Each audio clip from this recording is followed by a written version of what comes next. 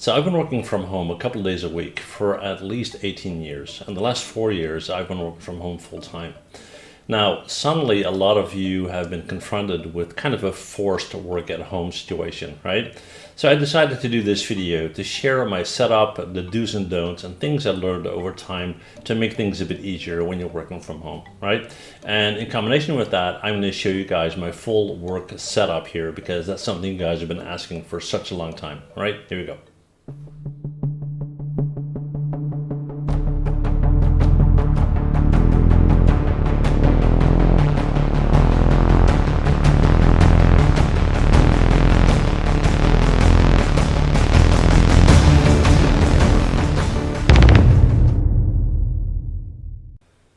Okay, everybody, well, this is going to be a very different type of video. A couple of reasons for that. First of all, I received many questions over the years to do a video on my home office setup, right? So kind of my hardware, my software, my routine, and so forth. And, while I was planning on doing that, this whole Corona thing happened. So as a result, a lot of you are now forced to work from home, which gives this video kind of a different dimension. Now, I've been working from home, part-time or at least a couple of days a week, I would say, for the last 18 years or so, and working from home full-time for the last 4. Now, I personally love it. I did develop a routine that works for me. So I'm going to share my experience, and hopefully this will help you to set up for yourself. And if you are forced to work from home because of the whole COVID thing, then maybe that will be helpful for you as well, right? Okay, so working from home. Well, first of all, let's talk about the hardware and software setup. One of the things that happens when you start to work from home is you lack support. So there's no IT support and so on. Now, if you're working on a system and it's critical for you to stay, operational, then you want to make sure that if something happens, you have a backup plan in place, right? Now, what I personally do is I have a computer and a laptop, and I set it up in a way that if one fails, I can continue on the other. But I'll explain all that. And keep in mind that if you are working from home as an employee, working for a company, then a lot of this stuff might be quite different because a lot of things will be covered by your employer, right? Okay, before we get into all of that stuff, as I promised a long time ago, this is basically my system setup, right? So I work on a Windows machine, Windows 10 Pro as my operating system, and I do that because I've never really been an Apple guy, and also a lot of applications that I work with as a 3D artist just seem to work better for me in combination with Windows. Now I got an X99A SLI Crate Edition motherboard, 64 gigs of pretty fast RAM. The CPU that I'm working with is kind of in line for an upgrade, but so far it's been working perfectly. It's an Intel i7 6850K, 3.6 gigahertz, 6-core, 12 logical processors. Now, the hard disk drive, and I'm going to mention that later on, is quite important. That is an M2 solid-state drive, right? 2 terabyte. I have a number of monitors that I work with. I have 2 32-inch monitors on my desk. One is the BenQ PD3220U, and the other one is the BenQ PD3200U. And then I have another monitor that's not on my desk, but I use quite often, also a BenQ, and that's an SW240 24-inch. And that is basically my photography monitor, right? Has a really great 10-bit depth setup and so for the color. Right, then in addition, I use a pen display for ZBrush and so forth. Mine is a Huon Canvas Pro 2019 edition, 22-inch. My pride and joy, my GPU, it's an NVIDIA RTX 6000. It's a beast of a card, but in the line of work that I do, it's pretty essential to have a good setup for that. And then I have a whole bunch of external hard disk drives. I have 3 LaCie, I don't know if you pronounce it like that, LaCie 4 terabyte USB drives, and I got 2 Samsung 2 terabyte solid state drives external, and I'll explain that in a minute as well. For my sound setup, which is not too important for me, I have a Bose Companion 2 setup, which works fine. I have obviously a microphone because I do YouTube videos, but I also use it for, Skyping and so forth. Mine is the Rode NT USB. And I found after using a whole bunch of different microphones that this one is by far the best. Now, I recently upgraded my system with the two screen bar pluses by BenQ. They're basically light bars that you can attach on top of your screen. And that kind of frees up desk space, which is kind of important for me, right? Then for the keyboard and mouse, I have a Logitech K800 and a Performance MX mouse. Nothing fancy there, pretty straightforward, but they are both wireless. All right, so let's get into the whole PC setup here. What's the deal? Well, I have on my PC the operating system installed on the M2 solid state drive. Now, the cool thing about an M2 drive is that it's super fast, and because it is a solid state drive, there are no moving parts. So the chances of that hard disk crashing are way, way lower than that of a traditional drive, right? And of course, the speed is important. Now, keep in mind that I only have the operating system and the applications that I use on that drive, nothing else.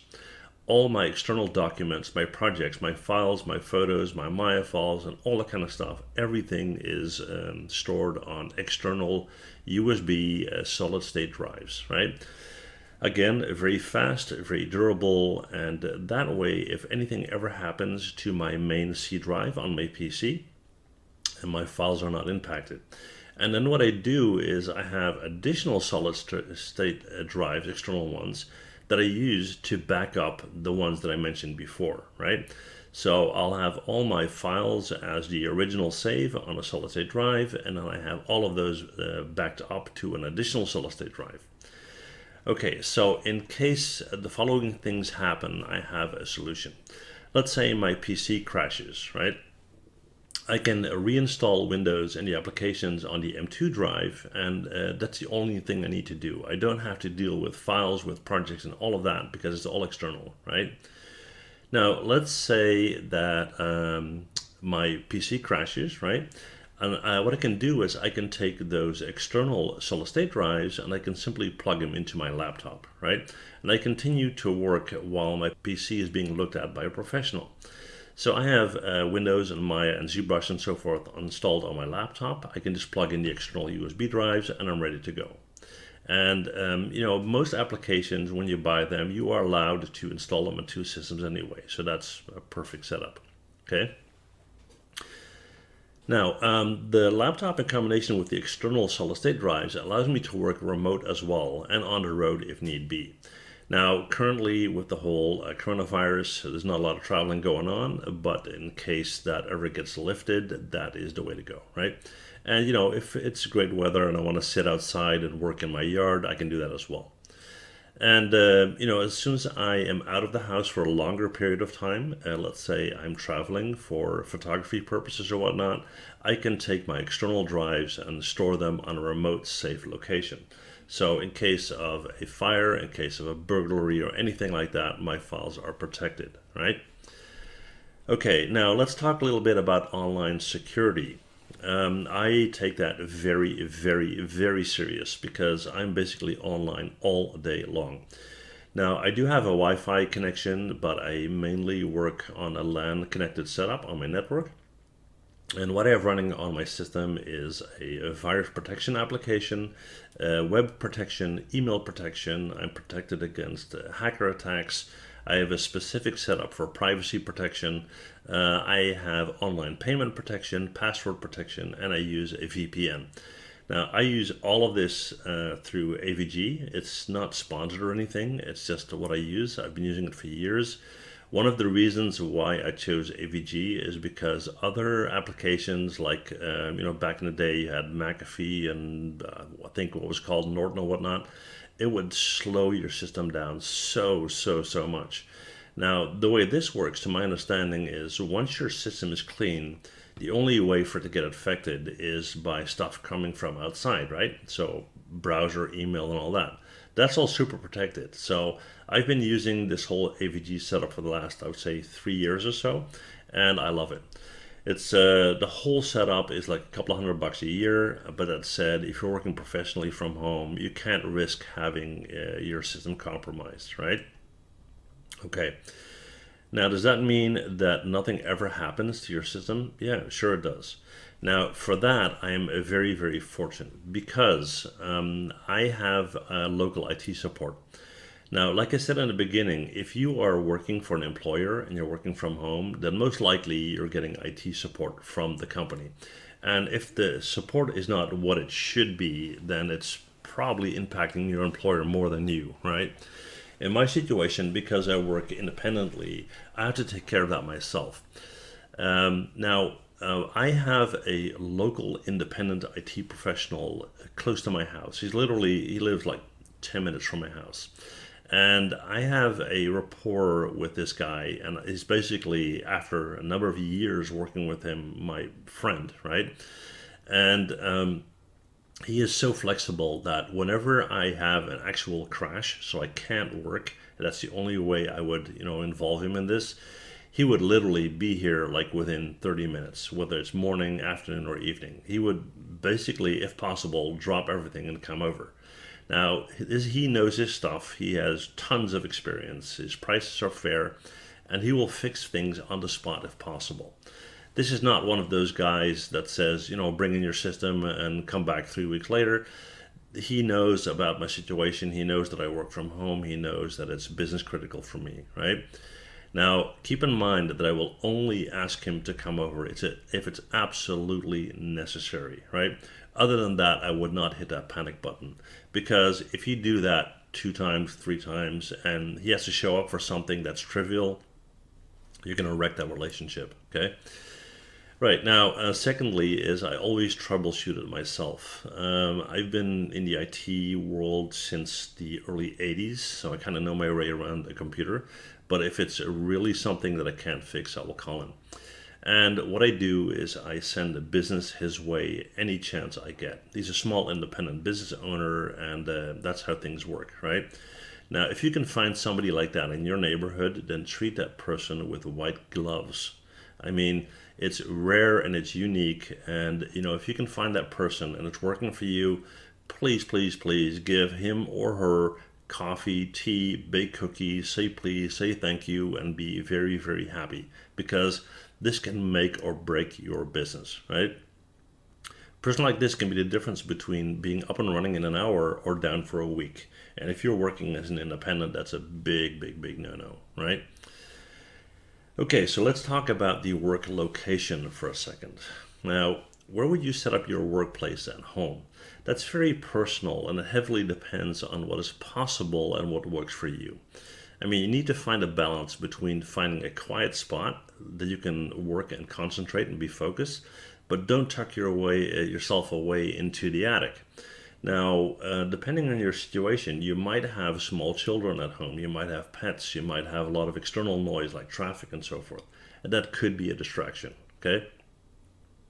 And also maybe some physical restrictions, like the reach of your Wi-Fi or the number of power outlets, whether your LAN cable can reach your system and so forth.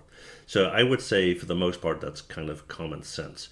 I would say though that whenever you are choosing the spot to work from, make sure that it's not a spot or location that is typically associated with personal space. Because what's worked for me is when I'm working, I'm sitting at my work spot. When I'm not, it's free time, and I strictly associate that as my workplace. And that helps so you don't have a feeling that you're working all the time. Okay, so what about staying connected? Now, if you're working from home, specifically if you're working from home alone and there's nobody else around, right, you might get a sense of being isolated from the world. Now, for me, that has never been a problem, but if that is a problem for you, then you can make sure to make contact with other people during the day. For example, just call somebody, and best using Skype or something like that, so you can actually see the other person. But emails, chats, messages, they work as well. Be careful though. I found over time that if you intend to have a 5-minute chat with somebody, that can easily turn into a 2-hour conversation. And be aware, because there's a lot of work to be done, right? That's the whole idea why you have a home office. Okay. Now that leaves the question: how do you stay motivated and inspired and creative if you are the only one in the house and you're working by yourself and there's nobody around, right? Well, what I personally do is I check out a couple of YouTube videos every morning by my favorite creators, and they get me all pumped, so I'm ready to go. And that might be something else for you. It could be music, it could be a photo or an item you want to look at, just to get you going, right? But that works for me. I'm a YouTuber myself, so that kind of makes sense in my case. But you need to decide for yourself what that may be. All right, then a question that I received a lot. What does my daily schedule look like? Well, like most people, I wake up in the morning, I shower, brush my teeth, and do all that, and then I go downstairs. I then say hi to my dog, put on his leash, and go for a walk with him, and get some fresh air, and let the dog do whatever he needs to do, right? Now, the thing is, I typically start working as soon as I wake up. Now, that could be 3 or 4 in the morning. If I can't sleep, I'll go downstairs and I'll start working, right? But it could also be 10 in the morning, based on what the previous day looked like.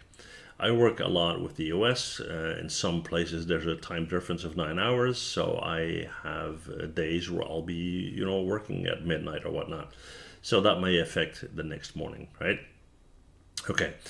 Now, and again, if you're working as an employee, that's a whole different story, because then you're working more towards the schedule of the employer. Okay, so when I walk the dog, I come back, I get a cup of coffee, I check out a couple of videos, like I said, to get all pumped, right? Then I go in and I check my emails, comments, post for about an hour, and I get quite a few. I mean, I'm at 119,000 subscribers right now, so trust me, there are a ton of those, and I love all of them. Okay, then I start to work on whatever project I'm working on, and that will be typically for about 3 hours or so. So it could be a client project, maybe I'm prepping a YouTube video, or maybe I'm editing some photos that I did the day before, right? Now, after about 4 hours or so, I'll take a 15-minute break, do a quick walk with the dog, get some coffee, just to get away from the work spot. And then I'll go on for another hour or so and take a 30-minute lunch break. Now again, when I have my lunch break, I will not have my lunch break at my desk. I will go outside or sit on a different location.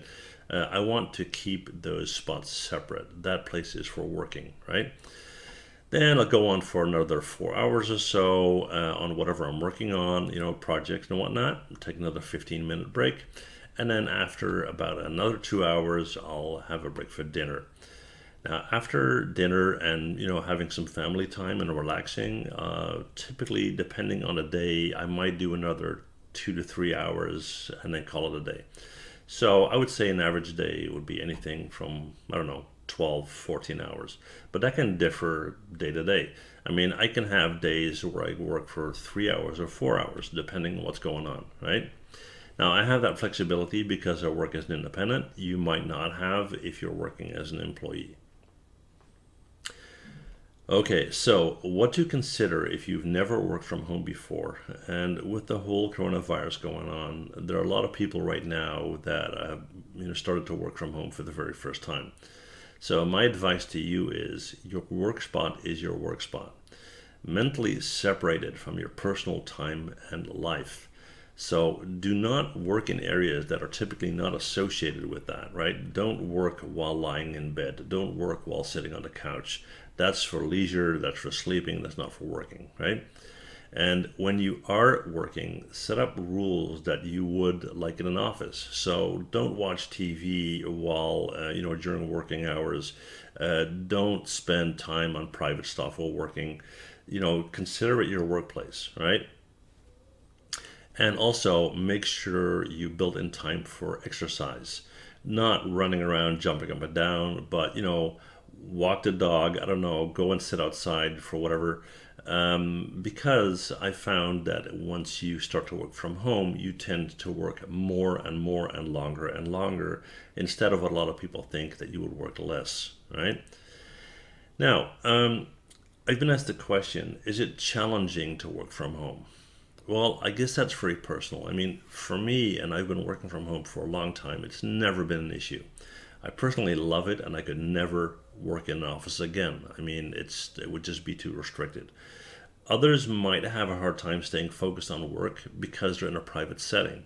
And if that's the case, then make your work spot a little less private. Now, that may sound crazy, but think about putting up a business card for the office that you're working for. Worst case scenario, put up a photo of your boss, right? That will give you a quick sense that you're sitting in a work spot. Now, one of the questions that I get a lot is, how do you build or maintain rapport with clients, coworkers, etc. while working from home? Well, I use applications like TeamViewer and Skype and Facebook video chat and, obviously phone calls and emails and so forth. But it's important, like in any relationship, to make the effort to stay in touch and connect, okay? So what I've done differently, knowing what I know right now, if I started to work remote right now, well, nothing really. I mean, the only thing that I would have done is start to work from home much sooner. I wish I did it years earlier. That's all I can say about that, okay? And yeah, I mean, what are the biggest benefits of working from home? Well, a lot of them are pretty obvious. I mean, my commute to work is like 1 minute. I just go down the stairs, right? So I don't have to drive to work. And I did that a long time. And it would be like an hour and 15 minutes one way, right? Did that for years. So no commute. It's way more efficient. In my case, it's way more productive. Obviously, you have a lot less costs. I mean, if you are working from your home, you're already paying for your home, right? So you're sitting and using that space. If you have to go out and rent an office space for yourself, I mean, why would you do that unless it's necessary, okay? And don't forget, it's a lot less impact on the environment as well. Okay, so I got this question. How do you network while working from home? Well, online, obviously, all right, because there's nobody else here. But what I do is I make sure I stay connected with relevant trade groups. So in my case, as a 3D artist, a lot of 3D artist groups online. I'll stay in contact with people that way. I'll comment on posts, read posts, post my own stuff and so forth. And then, of course, LinkedIn and stuff like that. All right?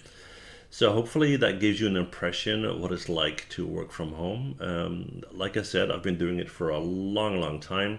It takes some getting used to in the beginning. But keep in mind that the virtual world or the online world is a world nevertheless, right? It's currently the safest way to be in contact with other people. And if you are creative enough to think about ways of still being productive, I'm sure it can be done, right? So best of luck with that. If you have any questions or you want more tips or suggestions, please drop me a comment. I'll put a list below of all the hardware and software stuff that I mentioned in the beginning of the video, just in case you want to check that out. That said, thank you guys so much for watching the video. Stay safe, stay healthy, and see you guys next time. Bye.